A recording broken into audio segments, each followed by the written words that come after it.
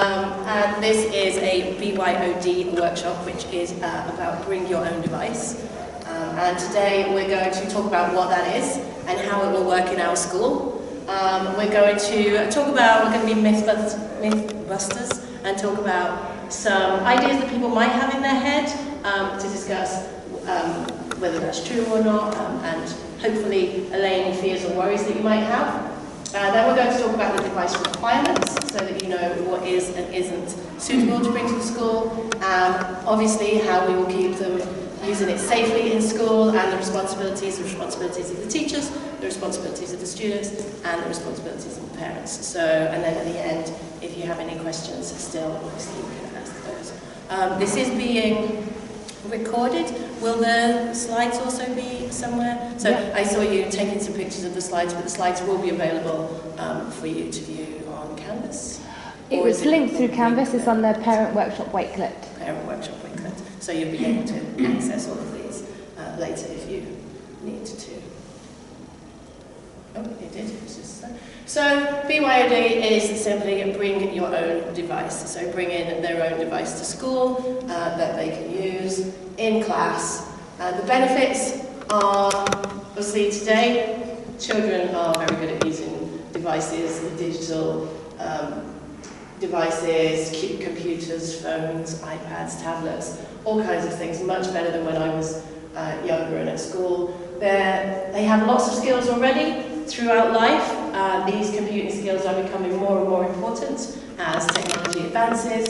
It allows them to be a little bit freer when they're creating and developing. If they're sharing their work, they can share it more creatively through PowerPoints, through different slides and displays, or video, or other digital ways of doing that, photography. They'll be better prepared for secondary, for college and university life, because they will be expected in secondary, university, college, they'll be expected to be able to use computers and devices fluently, and then again, computer fluency will be greatly increased because they get to use them even more than they already do. So, Mythbusters. Myth number one, students without a device will be left behind. Absolutely not. The school do have, obviously we have our computers still, we have our notebooks, we have iPads, we have devices, and any student who does not bring their own device will still be able to use the school's devices when they have been planned to be used in a lesson. So in computer lessons, we will use them. Sometimes we use them in English lessons, or even maths lessons, or art lessons. And if the teacher has planned to use digital technology in that lesson, all the students will have access to it, even if they don't bring their own device. So please don't feel that if they don't bring their device, they're going to miss out on something, because we do have the school devices available. Myth number two, bring your own device could result in children using their device for inappropriate activities. This is obviously a big concern. With technology changing the way it is, online safety is a huge concern for parents and for schools, and it's something that we consider very strongly. Britannica has a strong firewall, much stronger than anything that you will have in your home, and one of the requirements is that if a child brings their own device, they must connect to the Britannica Wi-Fi, that's the word I'm looking for, Wi-Fi, so that all of the security of the Britannica firewall is in place. They will not be able to use a device that connects outside without using the school Wi-Fi. So a mobile phone they wouldn't be able to bring, because it will connect through the mobile technology. And they should not have a VPN either. Yes, yeah, I think that comes up. They shouldn't have a VPN on that, because that can go around the firewall, and it says that they are somewhere else. So that will stop all of our security things that are in place from helping them.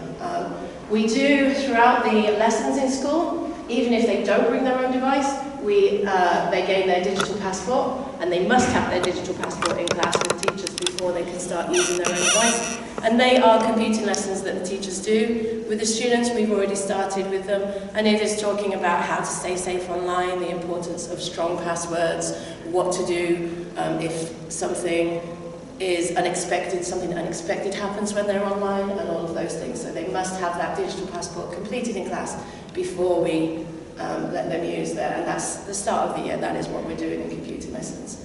And then throughout the year in PSH CE lessons, we talk about digital safety constantly. We talk about cyberbullying. Those themes run all the way through our computing lessons as well throughout the year, because even if they don't bring their own device, it's really important that children know how to stay safe online and how to react with other people when talking or playing games and things like that, even online, same as in the playground.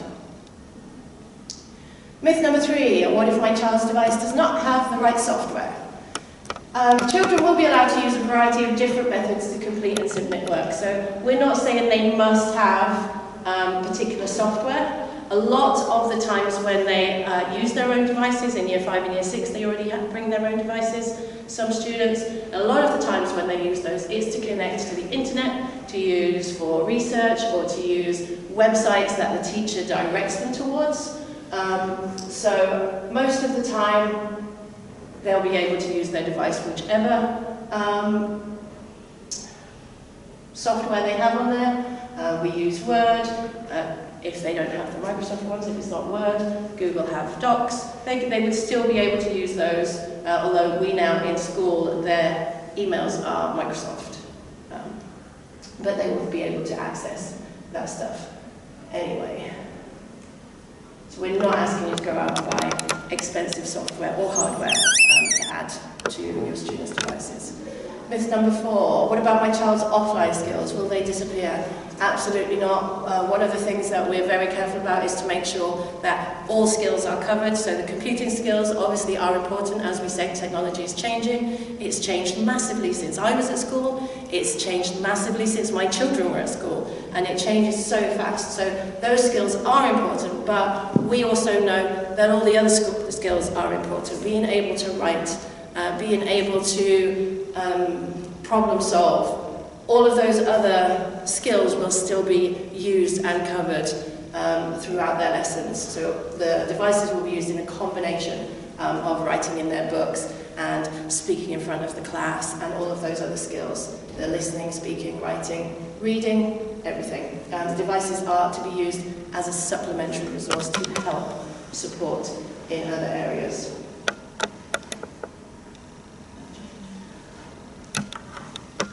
So device requirements. We do ask that anything that they bring to school should be fully charged. We will not be able to connect it to charge it in the classroom, so please make sure it has a long battery life and is fully charged.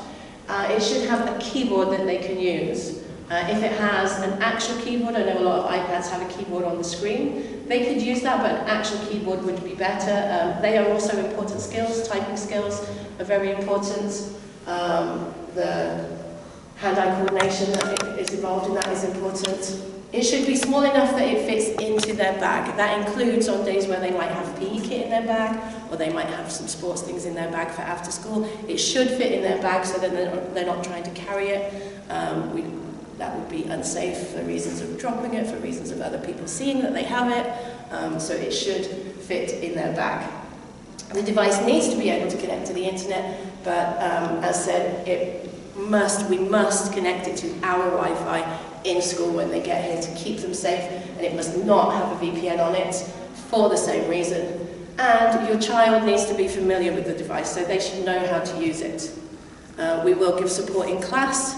We will give support as we do when using the computers in school or the iPads in school. We won't be able to give technology support, tech support. If there's something not working on the computer or the iPad, we won't be able to help them with that, but we can help them to connect to the internet, to get to whichever program we are using, and to use all the different programs and devices. So the responsibilities of the parents. You should read the Bring Your Own, if you're interested in this, you should read the Bring Your Own Device parent letter. I have brought that with me in case you would like one. You should read and sign the Student Acceptable Use Policy in the planners. From year 4, there is on page, can't see without my glasses on my head. If you have a look in the planner when you get home, sorry, I just pulled it out. On page 11, there is the student acceptable use policy, and that states all the things that the students can and cannot do with the device when they bring it to school. If you are interested, you should read that with your child, so that your child understands, you understand, and then you can sign it. They'll bring it into the teacher. So if a student brings this to me and you've signed it, I will then read it again with the child and make sure they understand all the steps, and then I sign it as well. There is a bring your own device frequently asked questions document that I can share with you, and then there is a device registration form which I also have, and that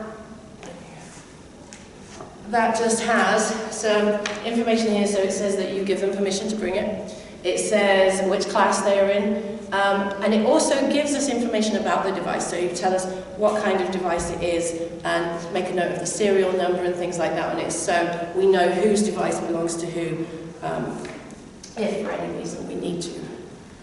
We haven't had any issues where a child and their device have been separated or lost that I'm aware of. Nope. Okay.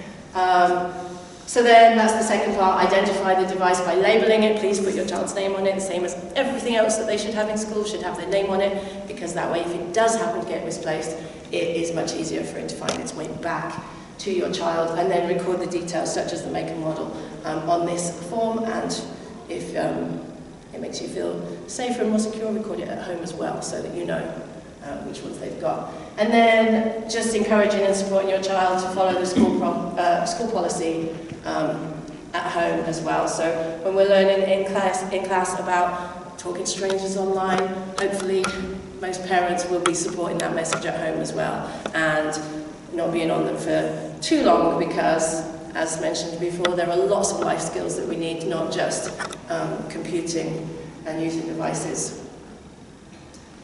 The responsibility of the child is to ensure the safety and security of their own device. So they should keep it in their bag, they should bring it straight into school in the morning, and each class has a secure place where we store the devices throughout the day. The child will not be able to use them whenever they feel like it. It's not something for them to play on at break, or lunch, or golden time, or after school. It is purely used in school as an aid to their learning.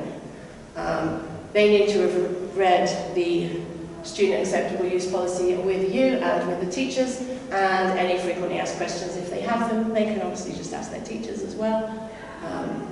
They should bring their device to school fully charged, as mentioned before, and like I say, the school will provide support to help them connect to the school network to ensure that anything they do is then protected by the school firewall while they are within school. The responsibility of the teacher is to make sure that all students, whether they bring their own devices or not, know how to stay safe online. That's a top priority when it comes to computing lessons. We do that through different ways. There's a digital passport that we use in lessons where, as I said, we learn about online safety, we learn how to be sensible and make good choices. And there is another program called Interland that the children enjoy. It's set up kind of like a game. There are different worlds that they can go to, and they can only pass certain levels if they've done things safely and answered things in a safe, correct way to help them learn how to stay safe online. The teacher will plan time into lessons for the device use, only if it aids and furthers learning. It's not going to be used, as I said, for games or to keep somebody busy for a little while, only if it's for aiding and further learning. And then it says, not every firewall is perfect. The school firewall is pretty good. It's very strong, much stronger than any that domestic homes can get, but the teacher will also make sure that children are using their device appropriately. So the teacher knows not to just completely trust. We have a good firewall, we do, but as we said, we keep an eye on the students whenever they're on devices anyway, whether it's their own device or a school device. It blocks gaming websites. It does, it locks the gaming websites. There are only certain websites that they can get to while they're connected to the school Wi-Fi. Any websites or apps that the school have not approved, they will not be able to access. So technology that we already use in school, our hardware is notebooks and iPads. The software, we use the internet. We use Microsoft Suite this year. We've moved to that.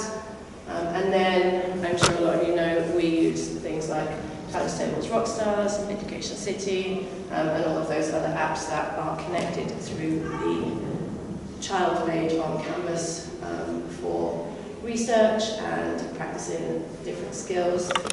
Children will use the school ICT devices if a certain software is needed. So if you send your student to school, your child to school with a device, and we are going to be using something in the class that they don't have on their device, it won't hold them back. We will just then give them one of the school computers or one of the school iPads, whichever we are using. Just a question, just to be sure of the words. When you say notebooks, is that what I call laptop? Yes. Or, yeah, laptop. Yeah, I call them laptops still as well. I think notebook is just a certain type of laptop. There's different makes, like in the same way that you have. They're laptops. We have laptop trolleys with all the laptops in. We have a couple of iPad trolleys now with more iPads. So this is year 5 or year 6, I guess, in school. This is an older picture. How can you tell? They're all wearing face masks. So using the computers in school, this one is not one of the school computers, this is his own computer. The one next to it is one of the school computers. During computer lessons, during any lesson where the class can use computers, they can use them. I know last year, some of the students in my year 4 class started bringing in their own devices, and then sometimes if we were researching in books, they would say, well, can I get my iPad out and use that as well? Absolutely. That's what it's there for, it's to help further learning. My stipulation in class was, yes, you can use your iPads to research, as long as if you find anything fabulous, you make sure you share it with the class. Because not everybody had their own iPad in school. Year 6 implementation, keeping it somewhere safe. There are safe, as I said, there are safe places in all of the classrooms for the students to keep their iPads or laptops, whatever they bring in. Year 6 feedback. Mr. Phillips enjoys it. He said organisation has been key to making it run smoothly. It's been great so far. So again, just making sure that students know how to bring it in, where to store it, when they can and can't use it, and how to use it. Has been very useful. Year 5, there aren't any there at the moment. When I went and took a picture, there weren't any there, but they have an area where they keep the iPads and laptops out of the way. And, oh, I thought it was going to be year 4, but it's not. In class, we use our devices for research, and it helps us find more information and add more detail to our work. From a student, this was from an older teacher as well. I thought I'd updated this, maybe I hadn't saved it. So this was a quote from an older teacher. I did get one from one of the new teachers yesterday. I think it's been awesome. Having the right systems in place means we are organised. So again, systems and organisation is key for the teachers, obviously. And the kids have been very responsible, which again is very important to have that conversation with your child if they're going to be bringing something in. Year 4 implementation, these are the boxes where I give them in year 4. There's none in there yet because we haven't started it in year 4 yet, because that's what this workshop is all about.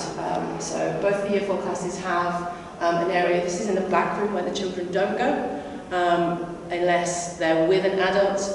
Sometimes they might go into the back room to work one-to-one with somebody. So these will be safe in that back room when we close the doors when there's nobody in there. Morning and end of day procedures. If your child is bringing a device with them, a laptop or a tablet or iPad, it's really important that as soon as they get to school, they go into their class and put their iPad or laptop away. Because what happens sometimes is, I've seen kids in the morning, they come in, they drop their bag on the playground and go off and play with their friends.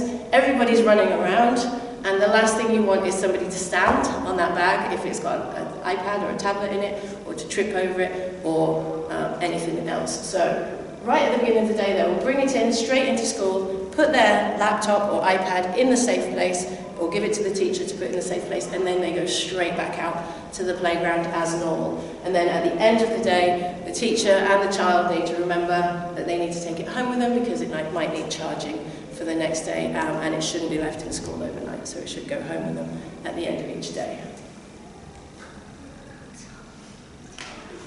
So it was longer than that. Are there any questions? So, do I understand correctly that it's not mandatory? It is not mandatory. They do not need to bring it.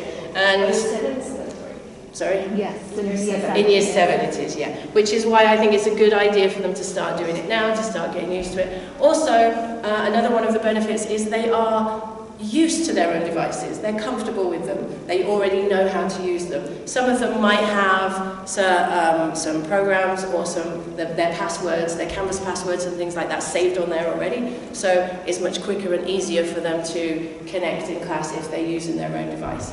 It's also really helpful for them to learn how to use their own device fully, because that will be the device that follows them, I'm assuming, to year 5, to year 6, and like I say, in year 7 it is mandatory. I know with technology changes, maybe it will have changed by the time they get to year 7, but these skills will still be transferable to other devices as devices and technology get better. I've seen as well the way that some children manage their homework. For example, if their parents don't pick them up immediately at 3:30, then they are in late pickup and they're allowed to use their device in late pickup if it's for homework. So the TA on duty will look and make sure that's what they are doing. But I've gone in there many times and there's a little year 5 or 6 table just doing their homework on Canvas or doing their daily homework. So by the time they get home that evening, it's all done. They can relax, and so it's a quite nice way of organising themselves as well. Yeah. And also I run the homework club on a Friday, and we have the school computers for the students to use, but there are a couple of year 5, 6 students who do bring their own, and there has been a couple of times where they've been in the middle of doing something, it's the end of the club and they have to stop, and it's totally fine because they've just saved it on their computer and they'll finish it off at home, which makes that much easier for them. I'm just worried about yet another thing to remember to bring. Like it's PE kits and then it's swimming and then it's after school club and then it's there. But that's not your responsibility, that's theirs. Yeah, they need to. Yeah. And if one day they don't bring it doesn't matter because we can use the school ones. Yeah, okay. Yeah. It's not going to hold them back or affect them in any way if they forget it sometimes. And actually, it's quite good for them to learn the natural consequence to not being organised and not remembering, because they will, like Joel will come to school and he will want to use his own device. If he hasn't remembered it, if he hasn't been organised enough, he won't have it.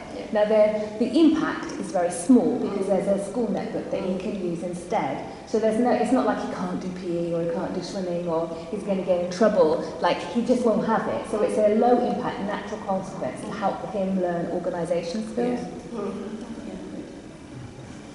And some parents have said, when we first introduced this, I had one mum say to me, my child can't even keep hold of their water bottle or their cardigan. She says that I don't trust my children with a device, and that she didn't feel they were ready in year 5 and 6.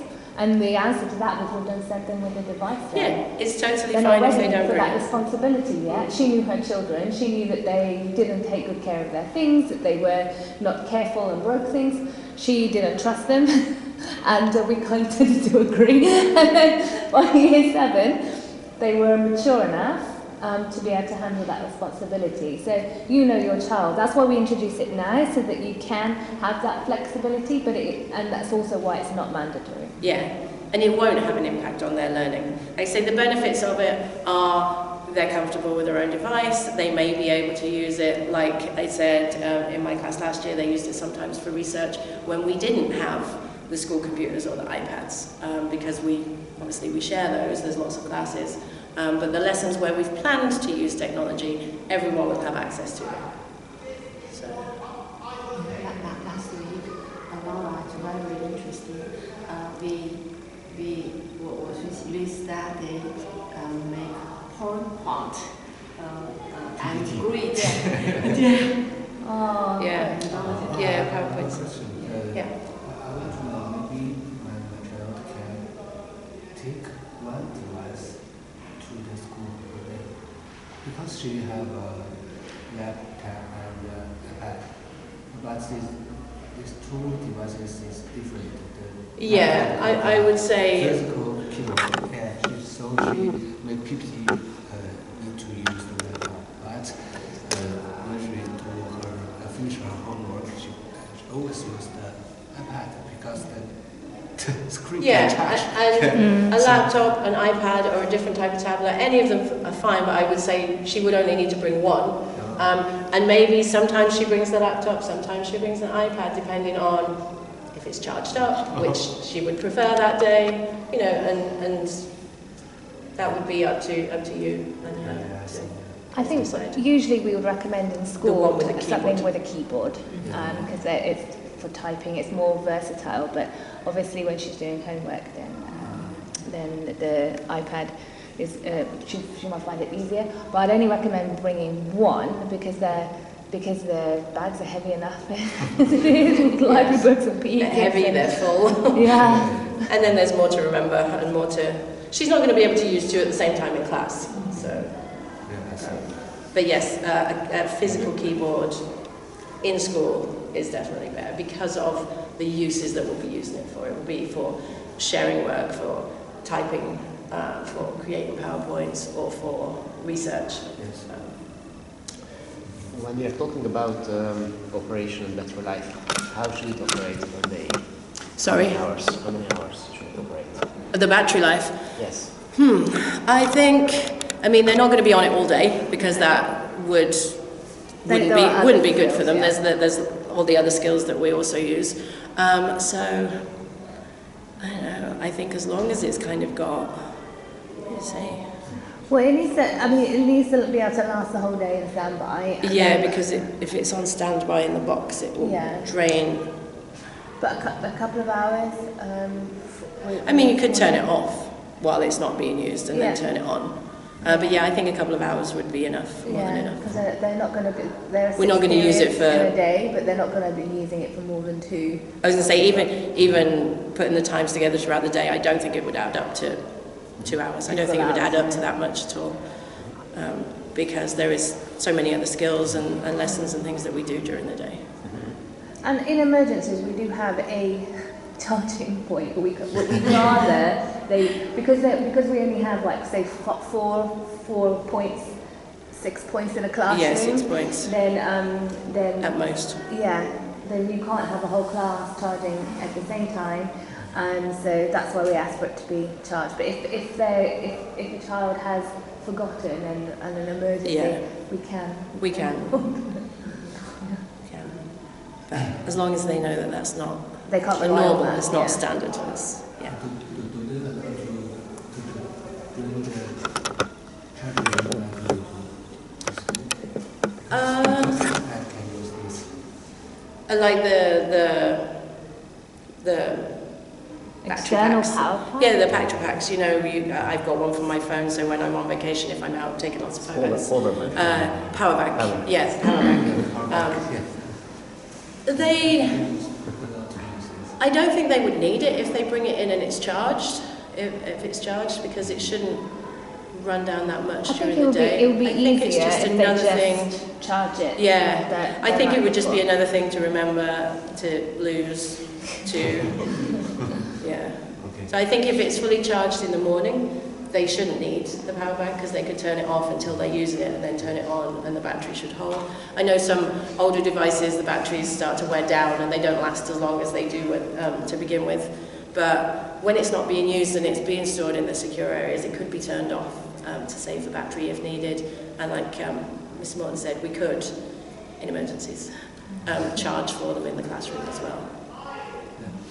And another question is, because I did my daughter, some school use for limited. Yes. In iCloud. So I want to know which app she must use in the school. I will give this app unlimited times. Well, the teachers will limit the times anyway. I think because on your daughter's device you have like a It's like a parental parent controls. controls to control how much time they spend on the it device, would which just is be great, things by like the way. I Word love and that. PowerPoint. Maybe yeah. browser she can use the OS. And I want to know which other apps she have to use in the school? I think the things that we would use mostly in school are the internet for research, PowerPoint, Word. But I think there's a web app used in the web browsers. Yeah, Yes. we go through the Office 365, like we go through that and that. Is Yeah. in the web browsers. It's a SaaS app. Yeah. SaaS. It's a web page as applications. Yeah. So because I look at Laura do her PPT, you use the web browser. Now it's not a physical applications. It's in the browser, right? Yeah. In the browser, It is, yeah. So right. In the browser. if I give her unlimited time to the browser, she can do her PPT. It's Yeah. okay. Yeah. So I want to know which other applications she have to use in the school. So I will I limited it. Yeah. Because You mean you should give it permission? I think. Permissions Yeah. to access it. Permission so that the time limit. Because it cuts out. What? Right? Yeah, so it knows when which you one push she can use.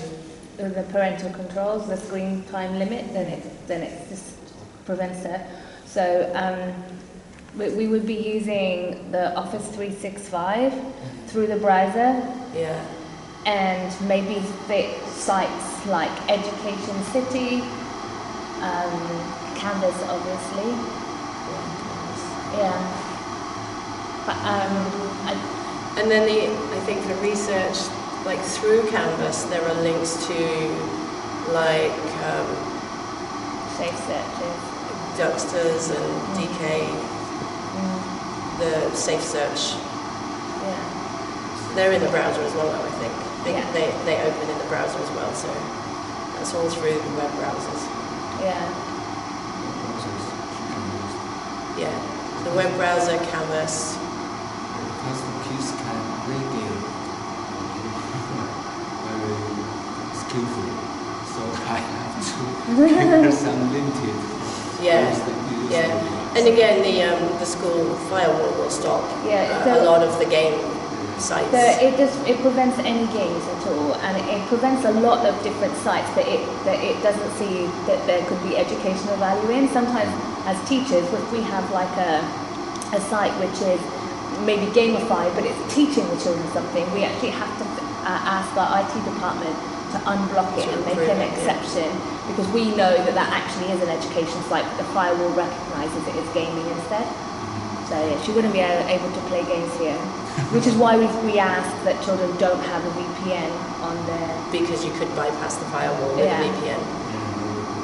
Yeah. Yeah. Thank you.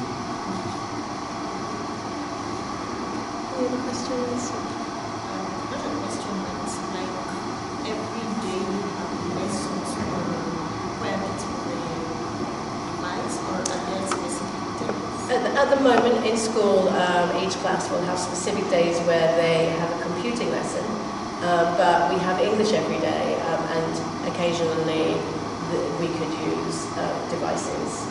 In an English lesson, we have a maths lesson every day. We have science twice a week, and sometimes there are good research places. You could use devices to research in science. But I wouldn't say that I currently have a lesson every day. Yeah, I mean, with English being every day, I think, depending on the topic and what the teacher in the class is teaching, it could potentially be used in English lessons in particular, English science topic, for research, for PowerPoints, for sharing any work that they found and done. I was wondering about this really specific question, but if the swimming is the last class of the day, do they go back to the... Yes, they always come back after swimming to collect their school bags, their coats, So they don't water need to bring the bottles. device to the swimming? No, they wouldn't take it to swimming. It would stay in the secure place until the very end of the day. Yeah. Yeah.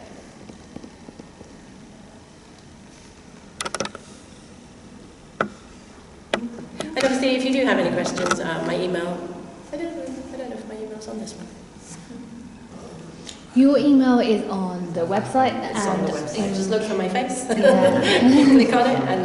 the questions. Yes. I want to know the fair rules can depend on reading websites, example YouTube, or some video websites in China, example Bilibili, there are no rating systems. So if we open this website, she can hold videos in the site. Yes, I think it's dangerous. Our firewall would block. Block them. Yeah. It actually, when you say we don't use Google search with children because it comes up with all kinds of things that sometimes aren't appropriate.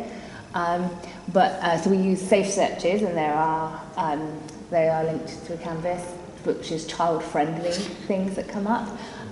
But if you do use Google and type in something like bunnies is one that comes up with things that you think you're looking for rabbits, but no, it blocks it. So you can't see the pictures, you can't see the videos, you can't go to the website because it just blocks it. It recognises that that's inappropriate. I'm not sure how it works with Chinese language. So I will have to check with our IT department to see how it would block Chinese language. I can trust the email address, website address, and send the email to the IT department. Yeah, I can ask them, I'm sure. Yes, the name list can add it to it. Yeah, Block list. Yeah, I think I'm not quite sure how the algorithm works, so I can't say for sure that it would block it, but I'm quite confident it would block it. Inappropriate in any language. I'm not 100% sure, but I would imagine that a strong firewall like this, if it doesn't understand it, it would block it. It's only my personal advice. Okay, thank you. But yeah. I do have the parent letter and I do have the registration form if anybody would like to take one away. If you want to go away, look at this, then decide. You can find these. Are they on? I can say. They are in the primary parent Canvas site. There is a policy section. There's the BYOD policy in there, and there are links to all of these things within there. Yep. So you can access them later if you would like, or you're very welcome to take one. Since you would like it already. And the acceptable use policy is on page 11 in your child's student planner. That's a parent letter. Happy to help with Sorry. And then I say, if you do have any questions, you're welcome to find my face on the website and send me an email or ask me, or if you see me on the playground. Thank you. If I have two devices, do I need to? Yes, I think if there's a chance that sometimes she'll bring the laptop, sometimes she'll bring the tablet. If you put them both on here, I think it would be easier than fill it out in case. Thank you. The system is required because everything will solve by the school.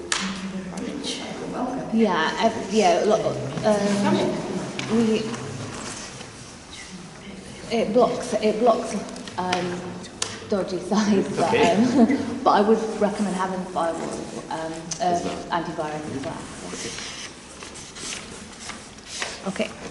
And again, we do lots of lessons, specific lessons, but also throughout other lessons, talking about staying safe online and what you should look for and what you should